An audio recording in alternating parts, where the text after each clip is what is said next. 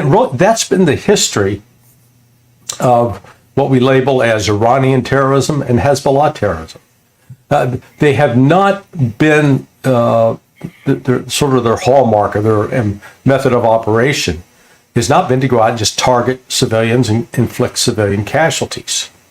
There was a period during, I think, the Second Intifada where for a while there were a large number of suicide bombings. But that was turning world opinion against, I don't remember if it was Hamas or Hezbollah doing it, but they stopped because they came to realize it was counterproductive. Their goal is to achieve independence and freedom from Israel's control. And so to that end, they are taking political calculations about what is and is not an appropriate target. That's why, we grieve over the loss of Marines at the bombing of the Marine barracks in Lebanon and the attack on the U.S. Embassy. But those were government military targets. They were not civilian targets per se with, a bunch of school kids on a bus going to school. Quite different. What Larry Johnson is highlighting here is a critical distinction in the nature of targeting during conflicts, especially when comparing Hezbollah's actions to those of Israel. Hezbollah, often labeled as a terrorist organization, has largely focused its attacks on military and government targets rather than civilians. This stands in stark contrast to Israel's recent strikes on Gaza and Lebanon, which have resulted in the deaths of many civilians, including children. To understand this deeper, let's first unpack Hezbollah's calculated approach to warfare and how it differs from the devastation we've seen unfold in both Gaza and Lebanon. Since its founding in the 1980s, Hezbollah has carefully positioned itself as a resistance movement against Israeli occupation in Lebanon.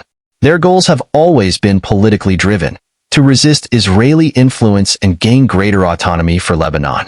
This resistance took on a militaristic form, but it wasn't always about mass civilian casualties. Johnson references the Second Intifada, a violent uprising in which Palestinian militants, including Hezbollah, initially employed tactics like suicide bombings. These bombings often targeted civilian areas, resulting in international outrage and negative press for Hezbollah.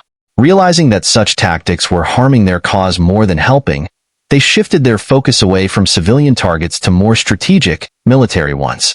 The bombing of the U.S. Marine barracks in Beirut in 1983, while tragic, was aimed at a military installation. Similarly, the attack on the U.S. Embassy in Lebanon was directed toward a government building, another symbol of foreign military power. These actions weren't aimed at schools, hospitals, or homes filled with civilians, but rather at symbols of what Hezbollah viewed as occupation and control. This strategy, while still controversial and deadly, shows a calculated restraint. Hezbollah's aim wasn't random violence. It was to send a clear message to foreign powers while minimizing unnecessary civilian casualties. In contrast to groups that have no issue with targeting non-combatants, Hezbollah's approach, as Johnson states, is quite different. Now, let's contrast that with Israel's recent actions in Gaza.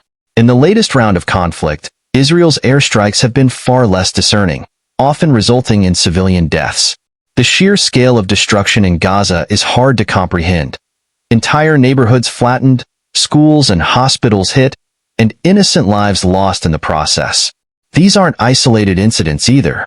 Human rights organizations and journalists have reported that the majority of casualties in these strikes are non-combatants, including women and children.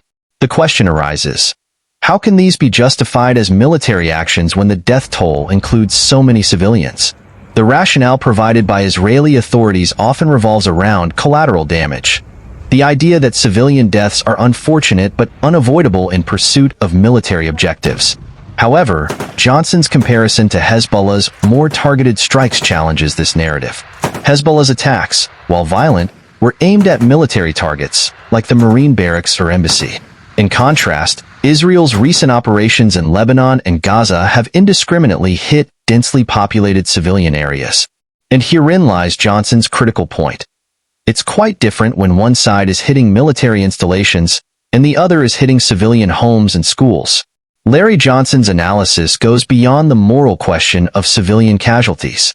He is pointing to the political ramifications that stem from targeting civilians, especially children. In Hezbollah's case, they realized that indiscriminate attacks on civilians were losing them international support, even among sympathetic audiences. That's why, after the Second Intifada, they moved away from targeting non-combatants and focused on military objectives. In contrast, Israel's airstrikes in Gaza and Lebanon, which have killed many civilians, including children, have sparked outrage around the world. We've seen protests in Western countries, public figures speaking out against the violence, and even some Israeli citizens questioning their government's tactics. The political cost of such actions is enormous. When civilian deaths are the headline, it becomes harder to justify military actions on the global stage.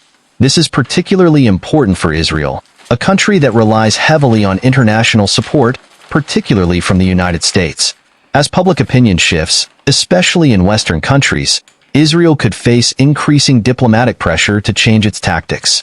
The international community, already wary of the endless cycle of violence in the Middle East, may begin to withdraw its support if civilian casualties continue to mount, just as France president condemned Netanyahu activities few weeks ago. One of the most striking aspects of Johnson's commentary is the unspoken double standard in how the world views different actors in this conflict. Hezbollah, for example, is almost universally labeled as a terrorist organization. Their actions, no matter the target, are viewed through this lens.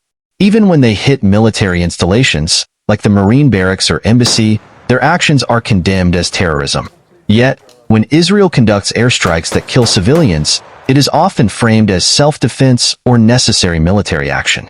The deaths of children in Gaza are seen as collateral damage, rather than the direct consequence of military decisions. This double standard permeates media coverage and political discourse, shaping how the global public perceives the conflict. Johnson's remarks challenge us to reconsider this narrative. While Hezbollah's attacks on military targets are still violent and tragic, they are not the same as indiscriminate attacks on civilians. This distinction, Johnson argues, is quite different from the mass casualties we've seen in Gaza. International law is clear on the matter of civilian protection in armed conflict.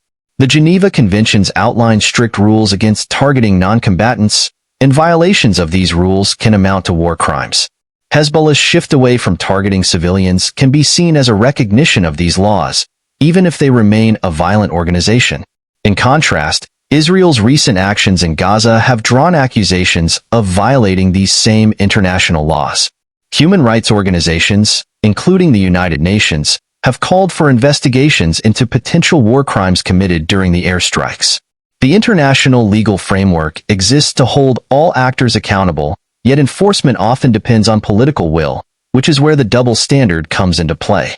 Countries like Israel, backed by powerful allies such as the United States, often evade serious consequences for their actions. Hezbollah, on the other hand, faces immediate condemnation and isolation. Johnson's analysis brings this hypocrisy to light, showing how different actors in the same conflict are judged by different standards. In the end, Larry Johnson's argument is about more than just Hezbollah versus Israel.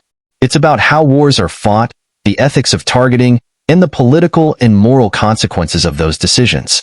Hezbollah, for all its controversies, has shown a level of restraint in targeting that is rarely acknowledged. Israel, on the other hand, faces growing condemnation for its actions in Gaza, even though they still have the United States backing. As the world watches these events unfold, Johnson's message becomes ever more relevant.